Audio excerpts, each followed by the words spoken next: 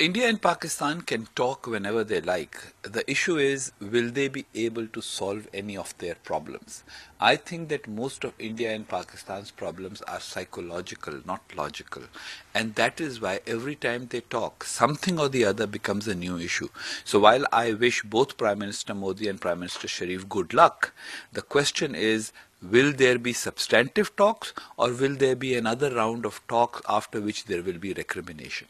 It might be a good thing if Pakistan can actually offer a dossier that the world can look at and see if there is any truth in the allegations that Pakistan makes. Because so far, while Pakistan's alleged involvement with Kashmiri jihadi groups and other jihadi groups is very well documented and is accepted by the United Nations. For example, Jamaat-ud-Dawa and Lashkar-e-Taiba have been put on the terrorist list of organizations by the UN.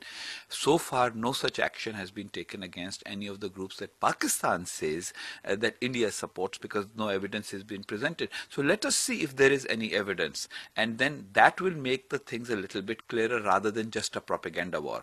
That said, on the Kashmir issue, let me just say that in an issue that has not been solved for 67 years is not going to be solved in 6 or 7 days.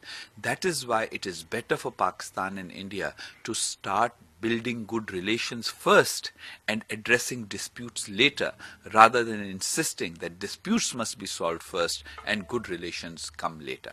The similar agreement clearly says that Kashmir must be resolved on a bilateral basis between India and Pakistan. The United Nations has not passed any resolution on Kashmir since 1957, which was the last serious resolution. As far as the OIC is concerned, the OIC is not a substantive body in any sense.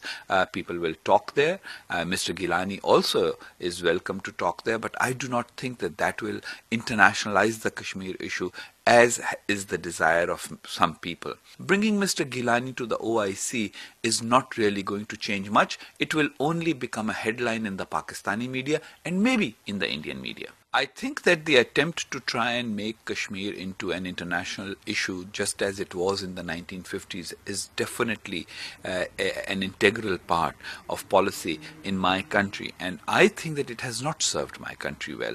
Pakistan will do much better by focusing on developing its economy, ensuring internal security, not becoming a nation that is criticized by so many countries, led by India, but not only by India. I think that the Pakistani side claims that India is violating the ceasefire line, but so far the evidence is that all attempts to penetrate or go across the line of control have almost always emanated from the Pakistani side.